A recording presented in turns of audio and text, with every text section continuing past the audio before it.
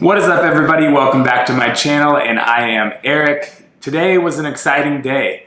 Today was the Apple Keynote, and I'm a huge Apple fan. My wife actually makes fun of me for how excited I get for these events. So let's get into it. What did Apple announce today? So they started the event off by talking about Apple Arcade. So Apple Arcade is Apple's new subscription gaming service that gives you access to hundreds of games for a monthly price. And Apple Arcade launches on September 19th for $4.99 per month. It's not something that I'll probably end up subscribing to because I'm not super into games, never really have been. So I think it's a cool service if you're into games. That $4.99 a month also includes a family subscription, so I think it's up to 5 family members will get access to that as well. So it's kind of a whole family type of thing. So not a bad price. Like I said, though, I'm just not super into games, but if you are, definitely check it out. Next up, they talked about Apple TV Plus, which is a service similar to Netflix or Hulu, which will feature new Apple originals every single month, which is sort of like the Netflix originals, I presume. And the price for this will be $4.99 a month as well, which is actually a pretty good price. I don't think they'll have the amount of content that all the other streaming services do, but they're focusing more on quality instead of quantity. And the $4.99 a month also includes a family membership, and I think this includes up to 6 family members. And you can get a 7-day free trial to check it out. But one thing that's super cool is if you purchase a new iPhone, iPad, iPod Touch, or Apple TV, or Mac, you get a free year subscription with that purchase, which is pretty amazing. And I'm actually pretty pumped about this because the shows that they're coming out with initially actually look really good. So I'm definitely going to check that out. Next up was the iPad, and they're launching the new iPad 7th generation, which has a bigger display. It's a 10.2-inch display, and now supports the smart keyboard by the 3-pin connection in the back.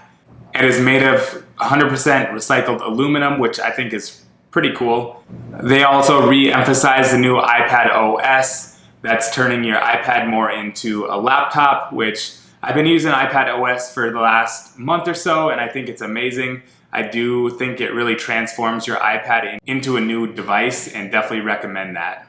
And I think the best thing about the new iPad is it starts at $329, which is amazing price for an iPad. So I definitely recommend, if you are looking into getting an iPad and don't need the Pro, to definitely upgrade to this new iPad because you'll have the new iPad OS.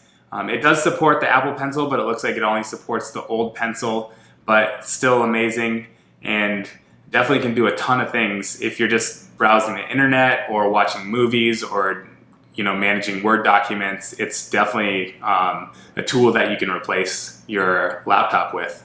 Next up, they announced the new Apple Watch Series 5. So there wasn't a whole lot of features announced from the Series 4 to the new Series 5 watch. The main new feature was the always-on display that still includes an all-day battery life of up to 18 hours. But this display is just always on.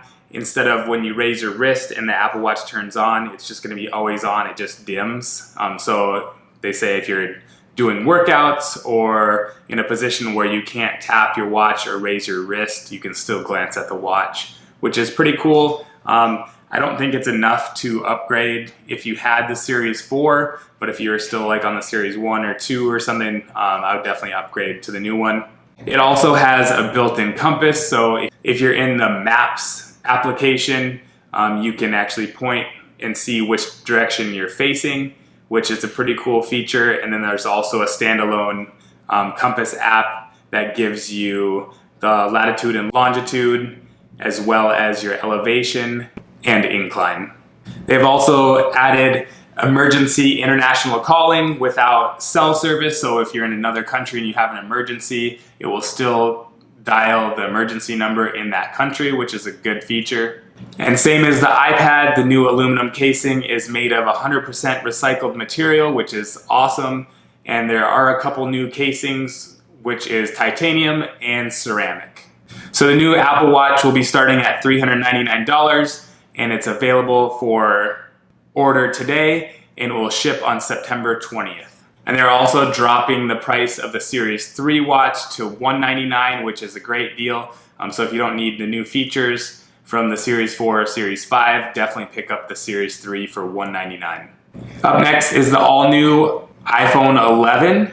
So this phone will be replacing the iPhone XR, and it comes in 6 new colors. It comes in white, black, green, yellow, and purple, and product red.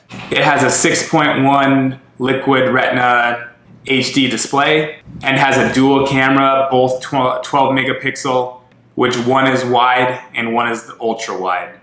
They also introduced night mode, which I'm super excited about. So this is in low light scenarios. It'll automatically switch to night mode, which enhances the photo and decreases the noise in your photos. So I'm definitely excited to test this one out. Another super cool camera feature that they added was quick take. So when you're in the camera app and you're taking a photo and you decide you want to take a video real quick, all you have to do is hold the shutter button down, which automatically switches to video. And so you don't miss that moment. Definitely, I've been in those situations where I was taking a photo, wanted to switch to video real quick, and just fumbled with trying to switch from the photo to the video and missed the video.